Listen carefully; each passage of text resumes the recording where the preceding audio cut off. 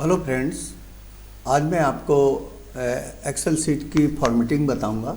इसमें साथ में मैं आपको रैंडम बिटवीन फंक्शन और बताऊंगा। इसके अंदर हम जैसे ही मान लो हमको इसमें रेट और क्वांटिटी फिल करने में टाइम लगेगा, तो मैं इनको रैंडम बिटवीन फंक्शन के थ्रू फिल करता हूं। जैसे आप देखिए बड़े ध्यान से, जैसे यहाँ पर कोई भी हम फंक्शन इम्प्लीमेंट करते हैं तो इक्वल साइन के साथ करते हैं। जैसे यहाँ पे लिखा रैंडम बिटवीन, ये फंक्शन है।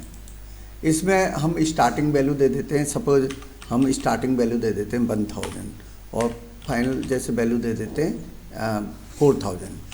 जो वैल्यू जनरेट होएगी वो इन्हीं के बीच में होएगी। मतलब आप इसको अगर ड्रैग करते हैं तो इसी के बीच में वैल्यू होएगी, हर बार चेंज हो जाएगी।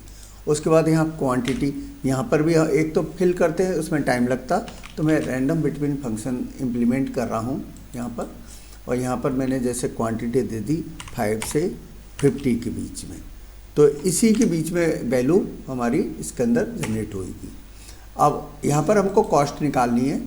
तो कॉस्ट निकालने के लिए हमको एक जैसे कोई भी फार्मूला इम्प्लीमेंट करते हैं तो आपको इक्वल साइन लगाना पड़ेगा। जैसे इसको सेलेक्ट किया इनटू आपने इसको सेलेक्ट किया, उसके बाद जैसे ही एंटर देंगे ये कैलकुलेट होके आ गया। अब आप इसके पूरी इसको सेलेक्ट कर लीजिए डेटा को, और यहाँ से आप ड्रैग कर लीजिए। इस तरह ड्रैग कर लिया हमने, ओके, ड्रैग कर लिया। ये तो हमने हमने इसके अंदर वैल्यू फिल कर दी। अब जैसे स्टॉक है इसको सेंटर में ले लीजिए, ठीक है।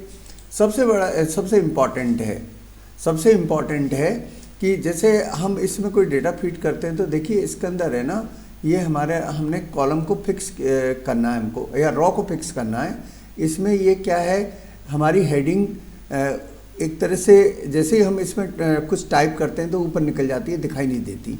अगर हेडिंग को हमको कांस्टेंट करना है तो हम व्यू पे जाके इसको फ्रीज कर सकते हैं, फ्रीज पेन। जैसे फ्रीज पेन पे गए तो ये कांस्टेंट हो गए। इसका सबसे बड़ा बेनिफिट ये है कि अगर आप इसके अंदर डेटा डाल रहे हैं तो इसमें हेडिंग आपको दिखाई देगी, फिक्स रहेगी। इससे आपको आइडिया रहेगा किस कॉलम पे हमको कौन सी वैल्यू एंटर करनी है, ओके। अब हमको क्या करना है, सपोज इसको हटाना है तो आप हटा भी सकते हैं। जैसे इसको सेलेक्ट किया और यहाँ पर गए अनफ्रीज पेन कर दीजिए, हट जाएगा।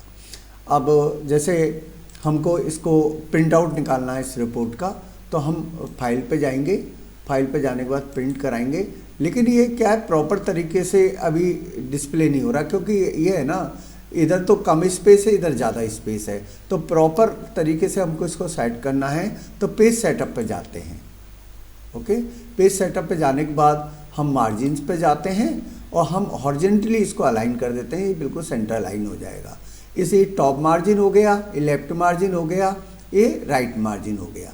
उसके बाद पेज पे जाइए। जनरली हमारा A4 साइज़ हम सेलेक्ट करते हैं इसके अंदर, कौन सा, A4 साइज़ हमने ले लिया। उसके बाद जैसे ही ओके करते हैं तो देखिए सेंटर में आ गया। अब इसके बाद आप इसको प्रिंट आउट निकाल सकते हैं इसका। अब इसका एक ही पेज है, आप इसका प्रिंट आउट निकाल सकते हैं।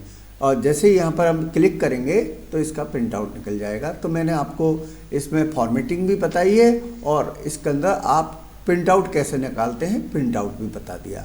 अगर आप नंबर ऑफ कॉपी जैसे 2 कॉपी निकालनी है तो यहाँ पर आप यहाँ पर नंबर ऑफ कॉपी सेट कर सकते हैं। उसके बाद जैसे ही क्लिक करेंगे तो इसका इस रिपोर्ट का प्रिंट आउट निकल जाएगा।